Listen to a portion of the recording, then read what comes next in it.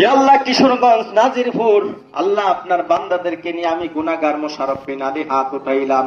আল্লাহ, এখানে যত উপস্থিত উলামায়ে কেরাম আছে তুমি প্রত্যেককে মাফ করে দাও।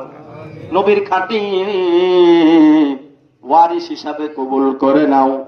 আল্লাহ, এই মাহফিল সাজাইতে যে ইসমাইল ভাইয়ের ভাই সহকারে, ওনার আব্বা সহকারে, আল্লাহ এলাকার মুরব্বী যুবকেরা যারা কষ্ট করলো, প্রত্যেকের কষ্ট শ্রম তুমি কবুল করে নাও। আল্লাহ, আমার সফর সঙ্গী 3 ভাই বহু কষ্ট করে আমার সঙ্গে আসলো।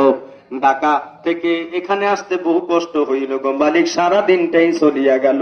ভাইরা কষ্ট করলো, আল্লাহ তুমি তাদেরকে নেককার হিসাবে কবুল মঞ্জুর করো। তাদের ব্যবসায় খুব বরকত দিয়া দাও, তাদের সহপরিবারে তুমি হেফাজত করো।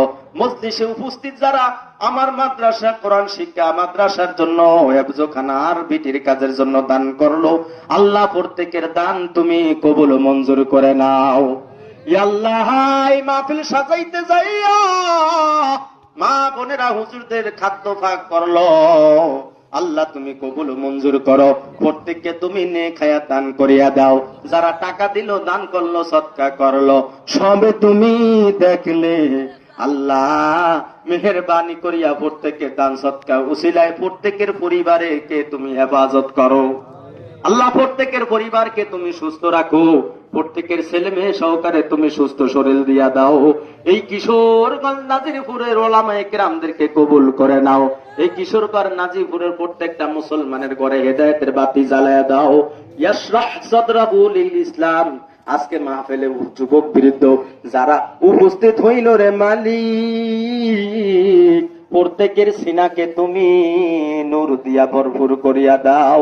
এই নূরের উপর চলতে চলতে তুমি জান্নাতে যাওয়ার ফয়সালা করিয়া দাও। সকলেরই দরজা হইতে আল্লাহ ফিরিয়া তোমারি রোজায় রইলাম ফরিয়া। তুমি যদি